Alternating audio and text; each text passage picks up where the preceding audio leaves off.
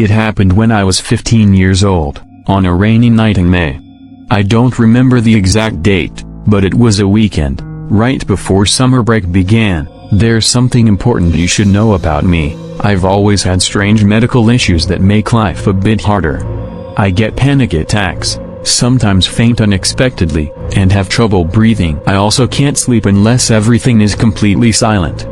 Even a soft ceiling fan can keep me up. And unlike most people, I absolutely hate the sound of rain. Where I live, it doesn't rain much, but when it does, it pours hard, loud enough to keep me awake all night. This night was just like that. Not a thunderstorm, but a heavy, relentless downpour. I tossed and turned for hours, trying to block out the sound. Eventually, I gave up. I figured if I couldn't sleep, I might as well do something, so, around 1:30 a.m., I decided to go for a short walk in the rain, something my parents weirdly encouraged. If you can't sleep, take a walk. The rain helps clear your mind, they'd say. Our neighborhood is really safe, and there's a big, well-lit park just a few blocks from my house.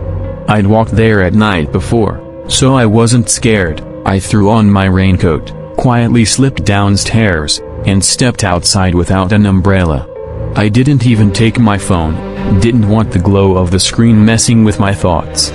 The air was fresh, and the world was strangely peaceful.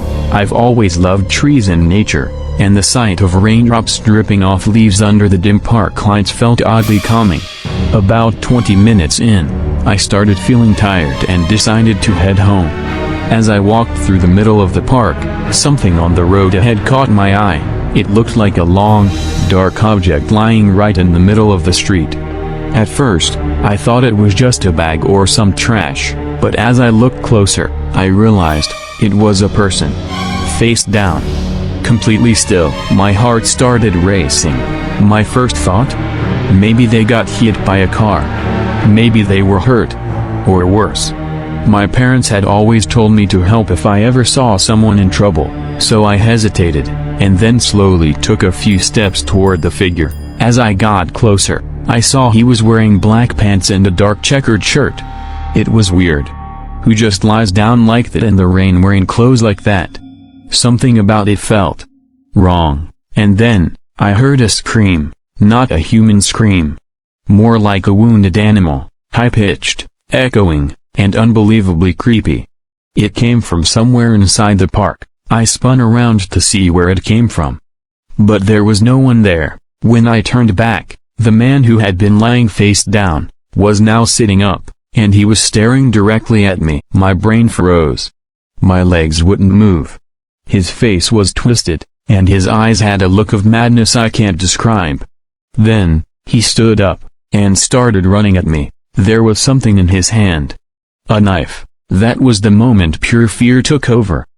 I turned and sprinted into the woods part of the park, ducking between trees, my feet slipping in the wet grass. Finally, I found a massive oak tree and hid behind it, trying not to breathe too loudly. I sat there, heart pounding, for what felt like forever, probably 20 minutes.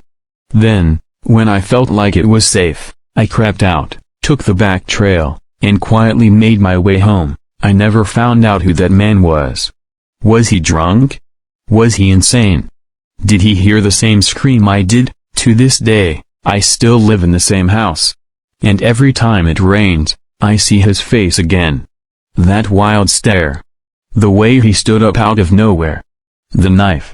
The scream, and I wonder if he's still out there, waiting for